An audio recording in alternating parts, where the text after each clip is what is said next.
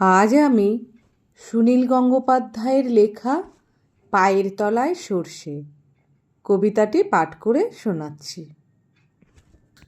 আমার বাবার ঠাকুরদাদা এক শুক্রবারে হঠাৎ যেন বদলে গেলেন বসে নদীর ধারে। আমার বাবার ঠাকুরদাদা দারুণ স্বাস্থ্যবান, একটি ধামা মুড়ির সঙ্গে 10টা লঙ্কা খান। গায়ের রংটি কালো হলেও রাগলে পরেই লাল, তন্ত্র মন্ত্র জানেন অনেক, নাচান কঙ্কাল। সেই তিনি এক দুপুর বেলা ঝামড়ে মাথার চুল বললেন, ওহ জীবনখানায় মস্ত বড় ভুল। একই বাড়ি, একই উঠোন, মানুষজন চেনা, প্রত্যেক দিন সব কিছু এক, আর তো ভাল লাগে না। শুয়ে শুয়ে দেয়াল দেখা, দেয়াল নয় তো খাঁচা, খাই দাই আর বগল বাজাই, এর নাম কি বাঁচা?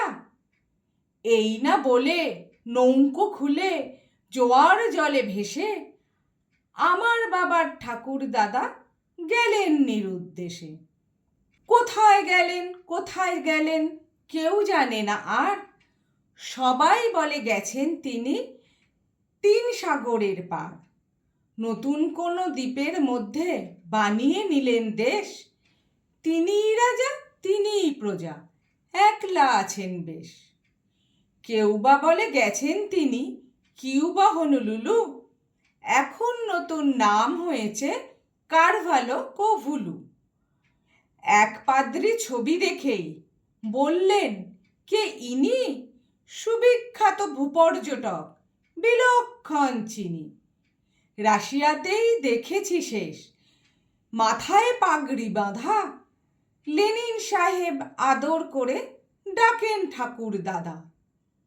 দ্বিতীয় মহাযুদ্ধে যখন পৃথিবী খান খান, তিনি হিটলারের গোঁফে মেরেছিলেন টান। বৃদ্ধ তিনি হননি মোটেই, মন্ত্রতন্ত্র বলে অমর হয়ে আজও ঘোরেন সারা ভূমণ্ডলে। এমনটিও হতেই পারে হঠাৎ মনের সাধে তিনি প্রথম পা দিয়েছেন মঙ্গলে আর চাঁদে। স্বপ্নে আমি দেখেছি সেই আজব মানুষটিকে, কেমন যেন অবাক চোখে তাকান আমার দিকে। ফিসফিসিয়ে বলেন, ওরে ঘরবন্দি খোকা, আরাম করে ব্যারাম করিস, এমন তোরা বোকা? সারা জীবন কাটিয়ে যাবি নরম বিছানায়, এই দুনিয়া দেখবি যদি আমার সঙ্গে আয়।